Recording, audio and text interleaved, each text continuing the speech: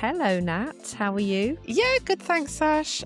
I am good. I've had a few days off work, so I feel quite chilled. How are you? How's things with you? How have you been? Yeah. So, lucky you. I'm good as well. I've had a cold for the past few days. It's clearing now, but apologies in advance if I sound a little bit Oh. nasally or a little bit blocked up. But I had a cough. That's gone. So I'm not going to be coughing down the microphone for this episode, but it's our second one. Whoop, Yay! whoop. Yay. Let's hope it goes well. Yeah, hopefully some of our listeners have come back for more. So that's a good sign. If you've had the first one and you're listening again, really appreciate it. Thanks for coming with us. Yeah. Indeed. And today's the 1st of March. Yes, you're right. So Hasn't it it flown is, by? Oh yeah, my God. pinch and a punch for the first day of the month, as they say. Yep. Yeah, it's gone very quick. Can't believe we're in March already. But I think Oh, it's February always crazy. flies by. Yeah, It always, short it month. drags, and then all of a sudden you're like, whoa, we're in March already. Yeah. And then before you know it, it'll be in summer. But we're not going to wish our lives away. I'm sure I spoke about this last time. But the days are flying by. But yeah, what did you get up to at the weekend then? Oh. Where were you? We were out a little bit because obviously we've been off. So we've been doing lots of fun things. But what's been really cute and what is relevant for this podcast actually is that when we've come back, kitties have been like magnets to us, and we've had them on our laps all evening or sat with us all night while we've been watching telly when we've come back in from somewhere. So that's really sweet. But I've got another day off tomorrow. So we're going to go out for the day as well tomorrow. So it's been really nice, bit of change of pace for the last few days. Yeah, wonderful. Yeah, it's so nice when you come home and your pets are really happy to see you. Obviously miss us a little bit. It's really cute. Yeah. And how's That Betty is doing? cute. How's she been last since we spoke? Yeah, well, she's all right.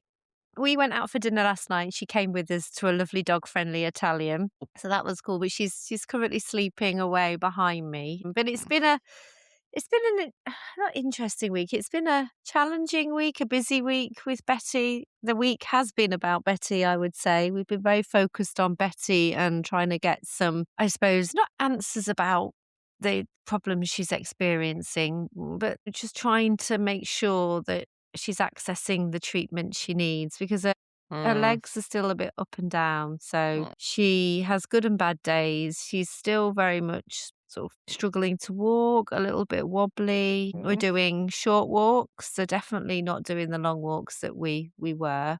The vet seems to think that she maybe has a combination of arthritis and possibly what they call pug myelopathy, which is common in pugs. I have seen it in other friends' pugs, and I have a pug meetup, and sometimes you see some of the older pugs struggling a little bit with their legs and their mobility. So it's seeing it sort of Betty wobbling about a bit, not quite steady on her legs, is something I have seen before. So it's not like I'm thinking, oh gosh, why Betty? I think it is something that some pugs experience. So arthritis possibly because of her age. And I think she's maybe had a few sort of creaky joints for a while. And I think I talked in the last podcast about how we're focusing on the omega-3 and the U-Move tablets. But the Pug Myelopathy is a bit of a mouthful, isn't it? I've been doing some research into it, a bit of Googling, and it's a spinal cord disorder that is seen mostly in pugs,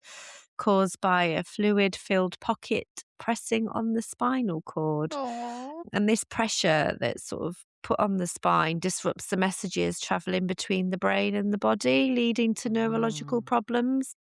Interesting. And yeah, the vet has made a referral for Betty to see a neurologist at the Royal Veterinary College, which is just outside of London. They have a site not too far from here. We've just got an appointment in March because they can't really diagnose that until she's seen a specialist. But some of the key symptoms that you get with pug myelopathy, which I've definitely seen in Betty, is weakness and wobbliness in the back legs. She has normal front legs, and Betty, she's fine with her front legs, but she does have lower tail carriage, which is another symptom or sign that you see. So she's got a little kind of curly tail that is usually sort of up and very visible, and now it's sort of hanging. low. You do get accidents with urine, or your wee, say urine, but your wee or your poo, but she's not had any accidents yet, touch wood. She did have one a few weeks ago, but nothing since. But she's definitely struggling to sort of squat down to do Oh. a wee and a poo. So just have to watch for that. We're out on a short walk last weekend and she sort of did a poo while she was walking that we hadn't spotted. And then a woman came along and was like, "Are you not going to pick up that poo?" And we hadn't even seen it. So, Oh, God.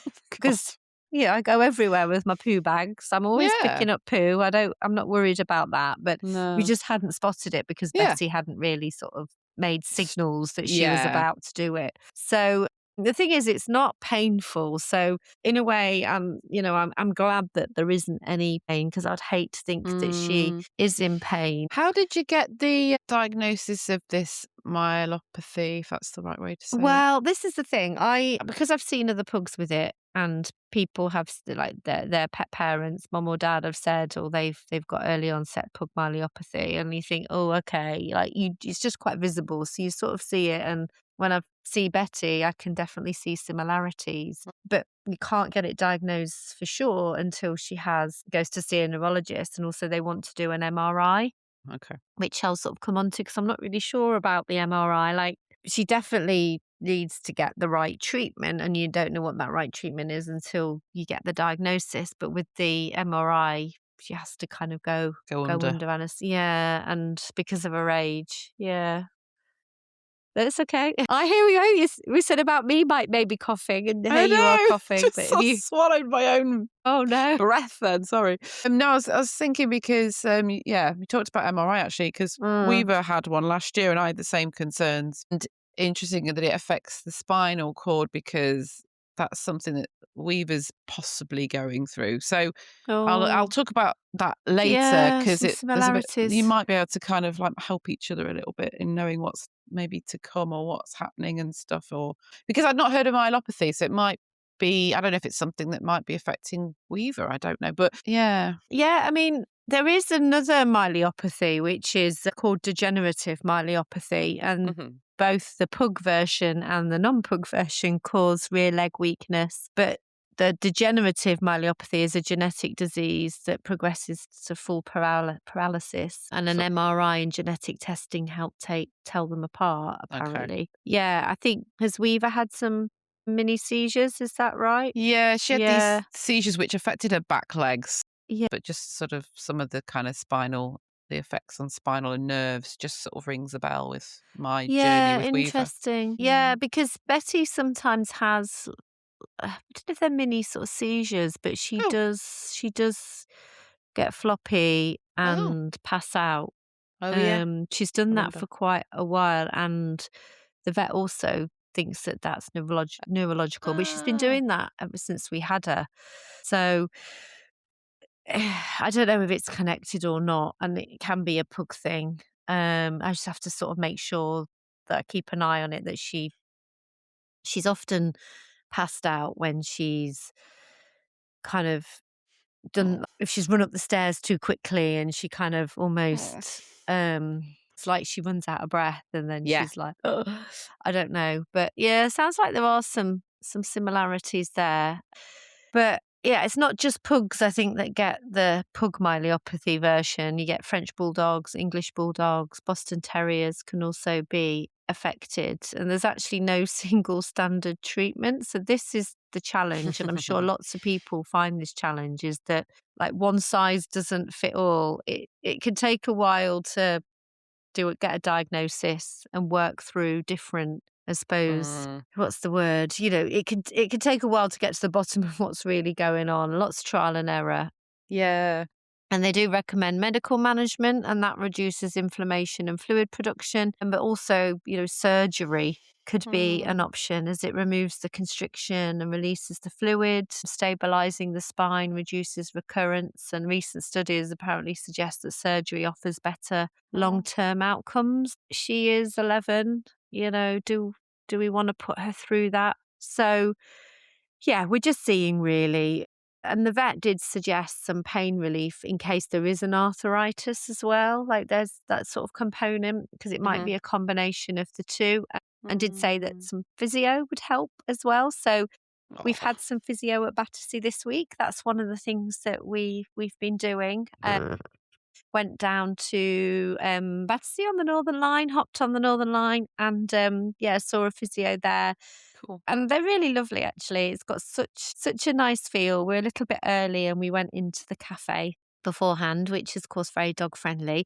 And I could see lots of people turning up for work with their dogs, and lots of people kind of saying hello and coming over to chat to us, and also smiling. And I just felt brilliant. So I was like, oh, I'm around all these wonderful dog and cat people. This is so cool. Like-minded. Like-minded people. So I was like, this is my kind of cafe. I need to come here more often. So yeah, we did that. Betty has had some massage, laser therapy and exercises. So Yeah. I'm kind of learning how to do a bit of doggy massage. Quite Oh, like the idea of maybe doing some training in that, because it's quite therapeutic for cool. me as well in terms of massaging. Oh, can you hear? There's Betty in the Betty background. started barking. Um, Is that because the shopping's yeah, arrived? but I think the shopping has arrived and has gone. The guy's gone, so I think we're all good. Okay. So we can carry on. Bit laser, bit of massage. So yeah, quite enjoying doing the massage. Got to do that every day. Laser therapy is not something I've heard about before, so it can reduce pain, reduce the inflammation, which I think is the important part if she Yeah. has got the pug myelopathy, and encourage healing. Um, I she love was the way really, there's all yeah, this holistic stuff now. There's much more than just going down a medical route or just a very simple, plain sort of, oh, we'll just see how they get on route. There's other things that you can do and they can try with your animals now. I think that's such a yeah. good way to progress. Yeah, exactly. Like, you shouldn't just have to rely on medication. Like, to think about the other things that you can do to help Mm. improve a situation or help improve the quality of life when they're poorly. So yeah, I mean, the vet has also suggested some gabapentin for Betty in Mm. case there is some arthritis there. Okay. Or no, it can also help with nerve related pain as well. So that's the bit that I haven't quite got my head around, because I've been reading that pug myelopathy isn't painful, but then there could be some nerve pain. So I don't know. I don't know. And that's the bit I Mm. need to get my head around. So, like I say, it's lots of trial and error, lots of sort of reading around things, because the vet can tell you stuff and it's telling you all this information, and it doesn't always go in, because you're trying to absorb everything and trying to make sure Betty's kind of happy and comfortable in the Yeah. session with the There's a vet. lot 'Cause she going can get, on. yeah, there's a lot going on, because she can get a little bit like, gets a bit excited or a bit stressed. So you sort of try to keep her calm and comfortable and listen to what the vet is saying. And they can use terms and terms and jargon that you're like, oh, I just don't know what this. Yeah.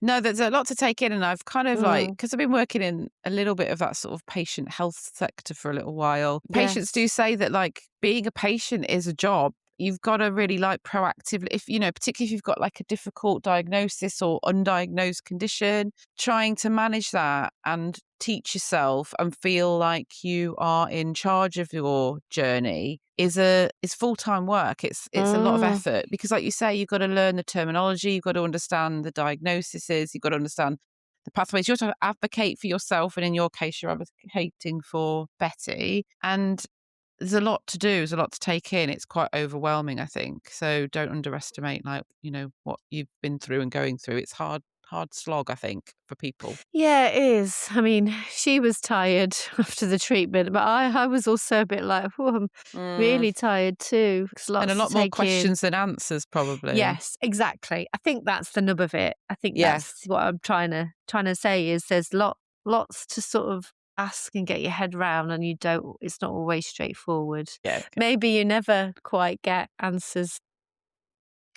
I think, yeah, that's interesting because I think that's one of the reasons I wanted to start this podcast, because we went through our own journey with Weaver and I was quite, not frustrated, I don't know what the word is really, but I found it quite difficult and disappointing that it wasn't as clear, and that a lot of people, veterinary practices and things, there's a lot of guesswork. And a lot Mm, of, I think I have read this from veterinary practices on their like various podcasts and forums, that they are risk averse for various different obvious reasons. They don't want to put anybody at risk, but that doesn't necessarily help us as owners. And, a lot of the time I just want an opinion. I just want someone who knows more than me to give me their opinion. It doesn't have to be right or wrong. And I appreciate that there's a lot of things to consider and it's not straightforward. Medical things are never that straightforward, and particularly with animals. I just Yeah. want another opinion or another expert who's just done this before or been there and had more training than me to either give me some reassurance or give me just a little nudge of extra information that I can decide for myself. And so, yeah, I can understand the sort of difficult journey that everybody's on. But this is kind of why I wanted to do a podcast, so that more people could hear and speak about this and share, not necessarily to kind of, I don't think we'll be able to fix things, but it's just about talking more about it, I think. Yeah, because there's an emotional component as well, isn't there? Mm. It's, it's supporting your pet physically, but then also what you are going through Mm. emotionally and how it Mm. impacts you as the owner or the pet parent. I mean, of course, Betty is the focus and she comes first, but I'm going on that journey with her, just like you are with Weaver, and so it impacts Mm. us in many different ways. And I think something I'd like to perhaps explore in another podcast is the emotional impact and how you That'd be great. deal with it. Yeah. But yeah, I mean, the journey you're on with Weaver. Tell us a bit more, because I know you've been dealing with this now for a bit longer than I have with Yeah, Bessie. yeah. And I was going to say we could share some stories to reassure each other on the gabapentin, perhaps if Yeah, it helps yeah, as well. But yeah, that'd be so good. in brief, and again, I might go into it in a bit more detail because it was very complicated. So last August, we've had some what looked like seizures, but it was so complicated. We weren't sure if she was having a heart problem, if it was a back problem, neurological problem. It was a cancer at one point. We weren't sure whether that was happening. And we got passed from different specialists, which I was like relieved that there were these specialists out there. I didn't know that these existed. So even that in itself was just like an amazing thing for me, because I just thought we had like generalist veterinary Mm, people, but there's specialists out there, which is great. So the sort of short story is that they think it was either epilepsy or this back problem. We had an MRI, like you were talking about, oh, because we wanted mhm. to get to the bottom of whatever the problem was, because they found like a twitch in her back and it detected like a bone spur. I think it's called spondylosis. But they also said that that could have just been something that they would have found anyway. Like it might have just been coincidental and it might not be causing the problem. So we were kind of left after a few months of back and forth and a bit of stress and uncertainty with no real certainty still. And it feels to me like there's been mixed opinions. But anyway, we've been given this gabapentin, which I know now you say Betty's on, and it either treats epilepsy or it treats nerve pain. So either way, she's being supported hopefully through this gabapentin. And since August, actually, I think the episodes started in June, actually, or even at the end of May. But it was August that we managed to start the treatment phase. And she's not had anything since then. So that's really, really good. And we've been relaxed back into normal life for quite some time. But we're kind of going through now a little paranoia phase. And this is where I was kind of wanting to speak about, Mm, because it's sort of like that uncertainty again, because what we're doing is reducing down the gabapentin.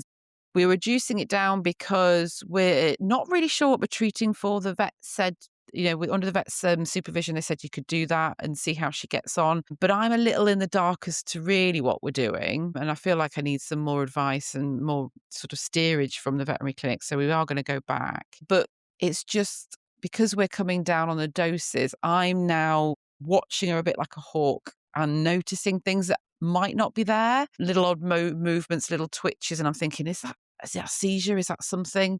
It might not be anything, but yeah, we're just trying to sort of ride that wave out. And what the plan is to rebook her in for a checkup, because one of the vets also said the dosage that we're currently on is so low that it's actually below therapeutic benefit. We were just a little bit paranoid because, yeah, mm, symptoms may start to come back. So we're just like in a little bit of a sort of watchful eye on her at the moment, which is not comfortable or relaxing and is a little bit kind of stressful. So we're going to try and take her to the vets and just get some reassurance on this therapeutic amount that we're giving her. And again, I've had differing opinions from the internet and from my vets and from a different vet. And I just want to make sure I get some reassurance and clarity on what we're actually doing and why we're doing it. But it's just very confusing. Anyway, so mm, yeah, but otherwise, I'm saying this and I'm worried about her, but then she's jumping, fighting, she's running around chasing a brother. She just seems absolutely like bonkers and normal.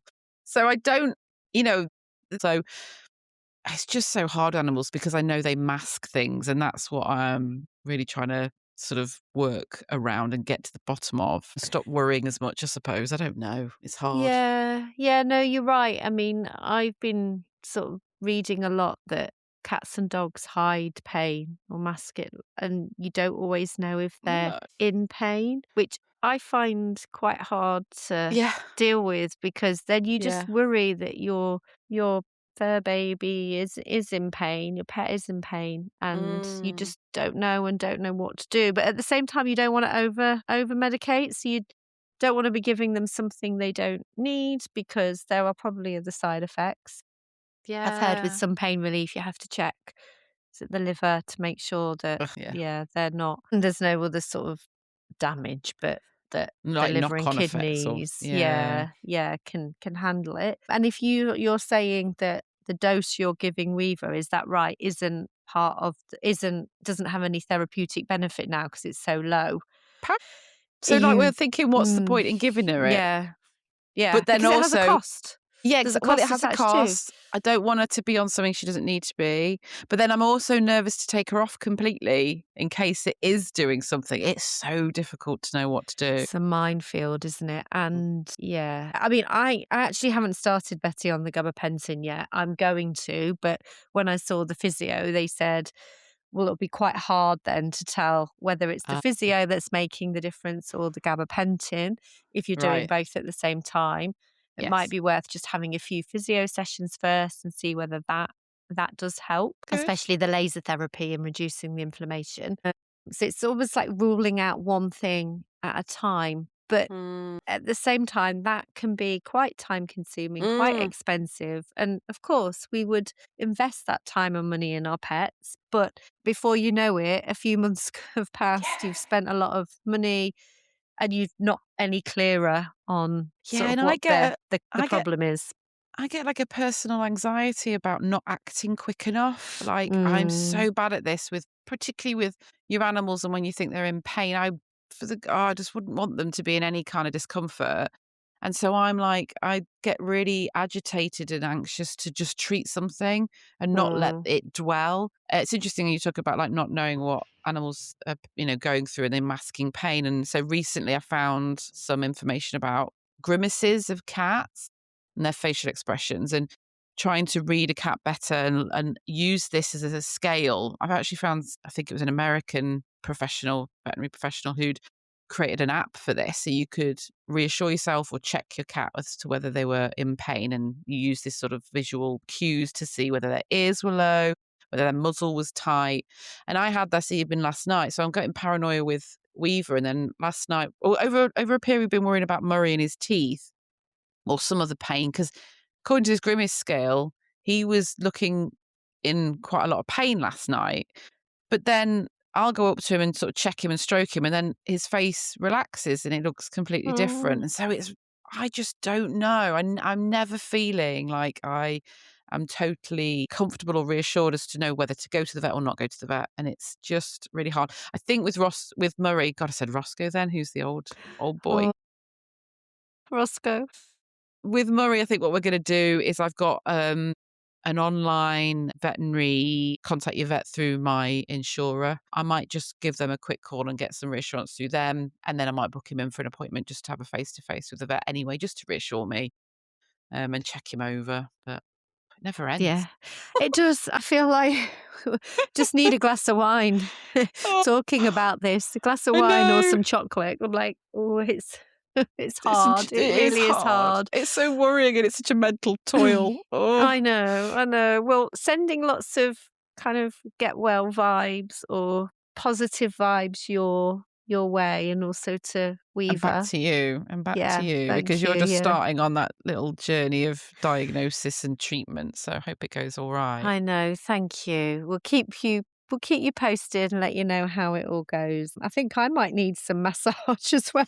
Talk about wine and chocolate, but when I've been sat massaging Betty on an evening, so say do it for every evening. So I've been doing it while we're on the sofa watching TV. I'm like, oh, actually, who's Lucky going to girl. massage me? I need some massage in my life. I don't remember the last time I've had a massage. I used to love having kind of Thai massage where they Oh, really get the Sash. elbows into your knots, into your back and your shoulders. Yeah, And get yourself booked in. yeah, that's the thing. You kind of you focus on your pets, don't you? I think Betty's probably more not pampered, but she's more well looked after sometimes than me. So a massage is much needed. But yeah, before we end the podcast today, I know there's something that you're also keen to touch on. That isn't that's been like In the not playing on news. your mind, but that's in the news that I think you want to share. Yeah, and it's not necessarily positive, and I was kind of hoping we could end on a good note, but I did want to share it because we promised at Pause Between Us that we wouldn't be too negative and we try and keep things positive. But, we also want to share stories of those things that kind of want to educate and share relevant news for people if we feel strongly about it. And I thought it'd be a good one to raise awareness with the listeners. But I've tried to do it in a way that kind of gives both views and let you decide what you think. But so not apparently, but it was reported in the news, I think last week, that a number of chains such as Burger King, Nando's, Popeyes, Wingstop, Wagamama, Frankie and Benny's, and Bella Italia, sorry to name and shame, but you have been in the news, have joined a new industry scheme called the Sustainable Chicken Forum. Now, this sounds good, but this still allows the use of fast-growing, so-called franking chickens, instead of committed to a slower-growing, high-welfare breeds where chickens obviously grow and develop normally. KFC has also quietly backed away from its promise, claiming that the industry can't support enough higher welfare chickens to meet the demand, and apparently it's due to people seeking high protein foods, which just does not seem like the right answer to me. These fast growing birds reach slaughter weight within a few weeks, and this is usually obviously linked to welfare problems like lameness and other diseases and higher death rates. So although KFC previously signed up to this better chicken commitment, which was a previous agreement with a few different kind of chicken users, I don't know what we call them, it would mean that this previous better chicken commitment would mean that slower growing breeds would have more space and have better welfare reports. So there's campaigners like the Humane League and Open Cages say this is a U-turn which breaks the public promise to millions of animals and ignores higher welfare suppliers. But the companies that we mentioned earlier say they haven't given up on chicken welfare, and their argument is that this better chicken commitment isn't the right framework because it focuses too much on the slower growing breeds. And instead, their new Sustainable Chicken Forum, I know I'm using lots of terms here, I hope you're keeping up. But they say this is moving from the better chicken commitment to this Sustainable Chicken Forum.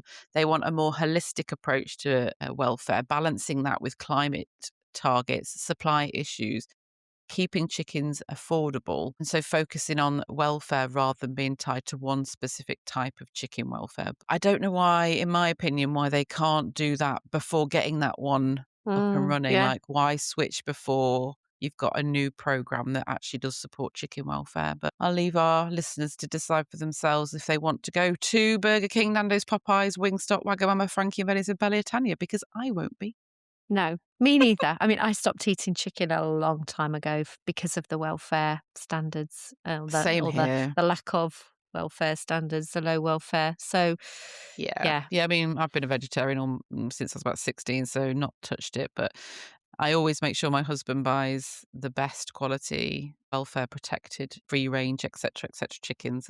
We'll pay the money, but it shouldn't have to cost people a ridiculous amount to get, well cared for, well looked after meat produce, in my opinion. no, I agree. Lots to think about there, and probably enough to fill a podcast for another time in Indeed. terms of the debate around this. But Yeah. yeah, something just to think about as we end today. So this is our second long pause. So we'll have a short pause coming up next. But yeah, thank you everyone for listening. It's great to Yes, connect thank in you. with you, Nat. Yep. And we've got some great guests lined up for upcoming podcasts. So we'll keep you posted when we've got those confirmed and booked in. And we look forward to hearing from you all. If you've got any Yeah. ideas about what you'd like us to cover, get in touch in all of the ways that's promoted through our social media channels. Perfect. All right. Well, see you next time. Take care. Thanks, Sash. See you Take soon. care. Bye.